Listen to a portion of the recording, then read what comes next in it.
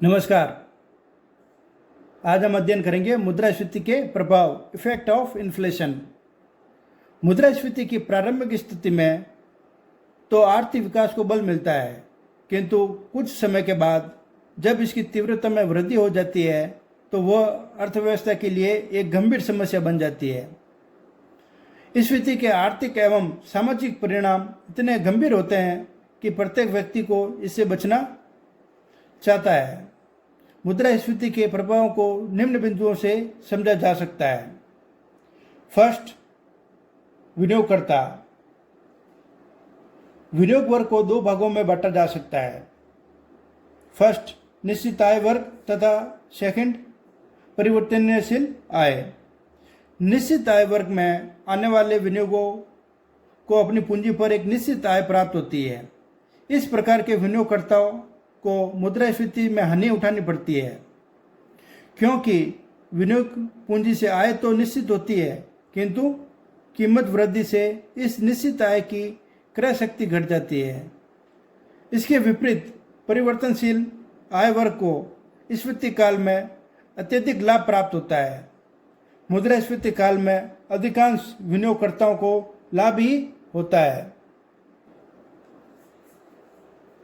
Second point, ऋणी एवं ऋणदाता। मुद्रास्फीति काल में ऋणी को लाभ प्राप्त होता है और ऋणदाता को हानि उठानी पड़ती है। जब ऋणदाता रुपए किसी को उधार देता है तो मुद्रास्फीति के कारण उसके रुपए का मूल्य कम हो जाता है, अतः ऋणी को लाभ तथा ऋणदाता को हानि होगी। थर्ड पॉइंट, उत्पादन पर प्रभाव। उत्पादन वर्ग को मुद्रास्फीति से लाभ होता है। लाभ होने के कारण निम्न है। वस्तुओं की मांग बढ़ने से वे उन्हें ऊंची कीमत पर बेचना चाहते हैं तथा कच्चा माल का संग्रह मुद्रास्फीति से पूर्व हो। फोर्थ पॉइंट, भुगतान संतुलन। मुद्रास्फीति काल में अंतर्राष्ट्रीय व्यापार असंतुलित अवस्था में पहुंच जाता है, क्योंकि आंतरिक कीमत स्तर में वृद्धि होने से आयातों को प्रोत्साहन मिलता है, जबकि निर्यातों में कमी हो जाती है। कीमत वृद्धि होने से मुद्रा की विदेशी विनिमय दर में गिरावट आ जाती है और भुगतान संतुलन असंतुलित हो जाता है। इस प्रकार स्फीति काल में देश के अंतर्राष्ट्रीय व्यापार पर बुरा असर पड़ता है। फिफ्थ पॉइंट, कृषकों पर। मुद्रास्फीति का कृषक वर्ग पर अनुकूल प्रभाव पड़ता है, क्योंकि कृषक वर्ग उत्पादन करता है तथा मुद्रास्फीति के दौरान उत्पादन की कीमतें बढ़ती है, जिससे मुद्रास्फीति के दौरान कृषक वर्ग को लाभ मिलता है। सिक्स पॉइंट, बचत पर प्रभाव। मुद्रास्फीति का बचत पर प्रतिकूल प्रभाव पड़ता है। एक तो वस्तुओं की कीमतें अधिक होने के कारण लोगों को व्यय अधिक करना पड़ता है, इसलिए बचत की संभावना कम हो जाती है। दूसरे, मुद्रा का मूल्य कम होने के कारण लोगों का मुद्रा पर विश्वास कम हो जाता है, इसलिए वे मुद्रा को संचय नहीं करना चाहते। सेवंथ पॉइंट, रोजगार पर प्रभाव। मुद्रास्फीति की प्रारंभिक स्थिति में रोजगार पर अनुकूल प्रभाव पड़ता है। कीमतें अधिक होने से उत्पादन भी अधिक करता है, परंतु पूर्ण रोजगार की अवस्था के बाद कीमतें तेजी से बढ़ने लगती है और सर पर दौड़ने वाली मुद्रास्फीति की अवस्था आ जाती है। लोग वस्तु कम क्रय करते हैं, जिससे मांग कम हो जाती है और परिणाम स्वरूप बेरोजगारी फैल जाती है। एट्थ पॉइंट, सामाजिक एवं राजनीतिक प्रभाव। कीमतों में वृद्धि होने से समाज में आर्थिक विषमताओं को बढ़ावा मिलता है, जिससे समाज में वर्ग संघर्ष को बढ़ावा मिलता है। सरकार कीमत नियंत्रण करने में असमर्थ रहती है। ऐसी स्थिति में राजनीतिक अशांति में वृद्धि हो जाती है। वर्ष 1923 से 1933 के बीच जर्मनी में हिटलर तथा उसकी नाजी पार्टी के सत्ता त्यागने का एक प्रमुख कारण उस समय विद्यमान मुद्रास्फीति की भयानक बाढ़ थी। Doctor D.B. टरोटी के अनुसार हिटलर मुद्रास्फीति की दत्तक संतान था। मुद्रास्फीति को नियंत्रित करने के उपाय। मुद्रास्फीति को रोकने के लिए 3 उपाय किए जाते हैं। फर्स्ट, मौद्रिक उपाय, सेकंड, राजकोषीय उपाय तथा थर्ड, अन्य उपाय। फर्स्ट, मौद्रिक उपाय। मौद्रिक उपायों के अंतर्गत वे सभी कार्य आते हैं जो एक केंद्रीय बैंक शाख नियंत्रण संबंधी कार्य को अपनाता है। इसके अंतर्गत हम फर्स्ट पॉइंट लेते हैं, मुद्रा की मात्रा पर नियंत्रण।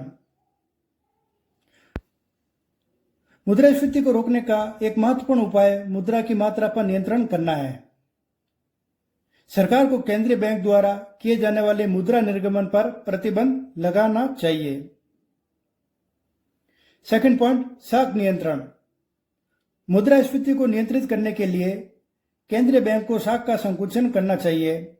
इसके लिए मात्रात्मक तथा गुणात्मक दोनों प्रकार के उपाय अपनाने चाहिए। केंद्रीय बैंक को निम्न उपाय अपनाने चाहिए, जैसे बैंक दर में वृद्धि, न्यूनतम नकद कोष में वृद्धि, शाख की राशनिंग, प्रतिभूतियों के खुले बाजार में बेचना इत्यादि। इसके अतिरिक्त केंद्रीय बैंक देश के अन्य बैंकों को इस प्रकार के निर्देश जारी कर सकता है जिससे वे शाख निर्माण को सीमित कर दे। थर्ड पॉइंट, पुरानी मुद्रा का विमुद्रीकरण।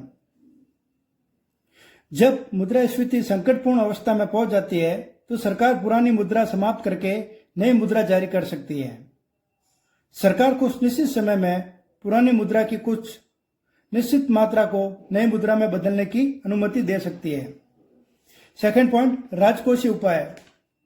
राजकोषीय उपायों के अंतर्गत सरकार द्वारा अपनाए जाने वाली वे सभी क्रियाएं सम्मिलित होती है जो मुद्रा की मात्रा को नियंत्रित करती है।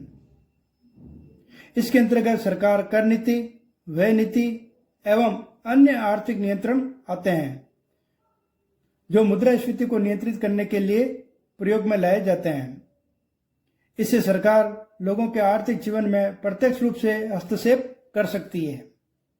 इसके अंतर्गत हम फर्स्ट पॉइंट लेते हैं, सार्वजनिक व्यय में कमी। मुद्रास्फीति का एक मुख्य कारण सरकारी व्यय में होने वाली वृद्धि है।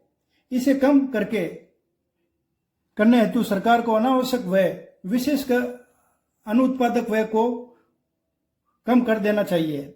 इससे कीमतों में होने वाली वृद्धि को नियंत्रित करने में मदद मिलेगी। सेकंड पॉइंट, करों में वृद्धि। मुद्रास्फीति को रोकने के लिए सरकार को नए प्रत्यक्ष कर लगाने चाहिए और पुराने करों की दर में वृद्धि करनी चाहिए, परंतु इन करों का उत्पादन पर नकारात्मक प्रभाव नहीं पड़ना चाहिए। थर्ड पॉइंट, सार्वजनिक ऋण में वृद्धि। मुद्रास्फीति को नियंत्रित करने के लिए सरकार को अपनी ऋण संबंधी नीति में परिवर्तन करना चाहिए। इस काल में लोगों को अतिरिक्त क्रय शक्ति को कम करने के लिए सरकार द्वारा इन लोगों से अधिकाधिक ऋण प्राप्त करना चाहिए और ऋण की राशि का प्रयोग केवल उत्पादन कार्यों में करना चाहिए। फोर्थ पॉइंट, घाटे के बजट की नीति का परित्याग। मुद्रास्फीति को रोकने के लिए सरकार को घाटे की वित्त व्यवस्था को कम करना चाहिए।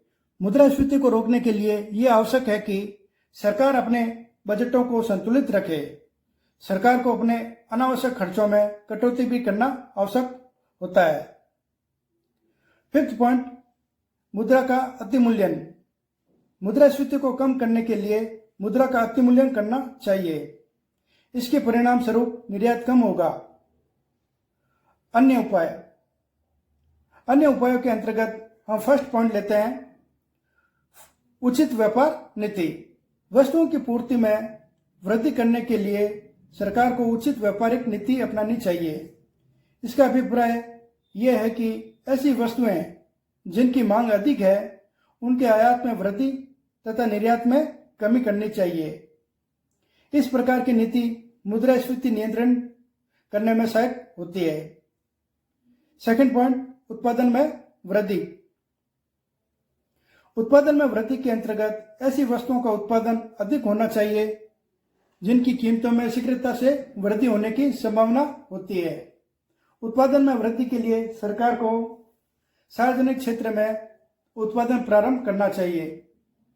तथा निजी क्षेत्र को औद्योगिक उन्नति के लिए आवश्यक आधारभूत सुविधाएं प्रदान करनी चाहिए। थर्ड पॉइंट, बचत को प्रोत्साहन।